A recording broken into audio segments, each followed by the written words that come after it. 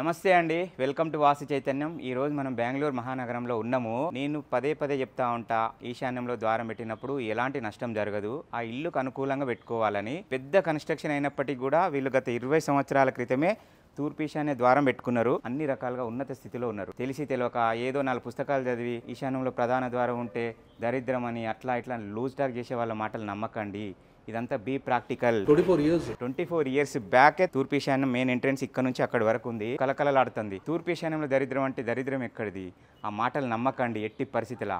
అది పర్ఫెక్ట్ ప్లేస్లో ఉందా లేదా అనేది ఇంపార్టెంట్. తూర్పు ఈశాన్యంలో పెడితే దరిద్రం అనేటువంటి మాటలు నమ్మకుండా ఉండడానికి ప్రాక్టికల్ ఎవిడెన్స్ చూపిస్తాను. ఒక్కసారి చూడండి, ఈ అంబియన్స్ ఎంత కలకలలాడుతూ ఉంది. వాళ్ళ ఫైనాన్షియల్ స్టేటస్ చాలా ఉన్నతంగా ఉంది. ఈ ఇల్లు కట్టిన తర్వాత వాళ్ళు ఫైనాన్షియల్గానే కాకుండా పేరు ప్రతిష్టలు రావడం, ఈ ఏరియా మొత్తంలో ఒక కింగ్డమ్, ఒక సామ్రాజ్యాధినేతగా వీళ్ళు ఉన్నారు. కాబట్టి మీరు ద్వారాల గురించి ఎవ్వరు ఏదో 4 పుస్తకాలు చదివి ఫీల్డ్ ఎక్స్పీరియన్స్ లేకుండా నువ్వు అంటే అంటే పుస్తకాలలో ఉంది, ఈ శాస్త్రంలో ఉంది, ఆ శాస్త్రంలో ఉంది అని చెప్పిన మాటలు కాదు. Be practical. నేనే 20 సంవత్సరాలుగా ఈ డోర్స్ మీద పరిశోధన చేస్తా ఉన్నాను. తూర్పు మధ్య స్థానంలో ద్వారం ఉన్న ఇబ్బంది ఏముండదు. ఇంటి నిర్మాణము, దాని స్థితిగతులు, దాని యొక్క ఆకారము, దాని యొక్క రూపాన్ని బట్టి మనం నిర్ణయం తీసుకోవాలి. అంతే తప్ప ఈశాన్య ద్వారాలు వద్దని కొందరు మూర్ఖంగా మాట్లాడుతూ ఉంటారు. ఆ ఇంటి పరిస్థితులు, లక్షణాన్ని బట్టి పెట్టుకోవచ్చు. ఇంత పెద్ద ఇంటికే తూర్పు ఈశాన్య ద్వారం ఉన్నా కూడా కలకలలాడుతూ ఉంది. ఇంతకంటే ఏం నిదర్శనం కావాలి?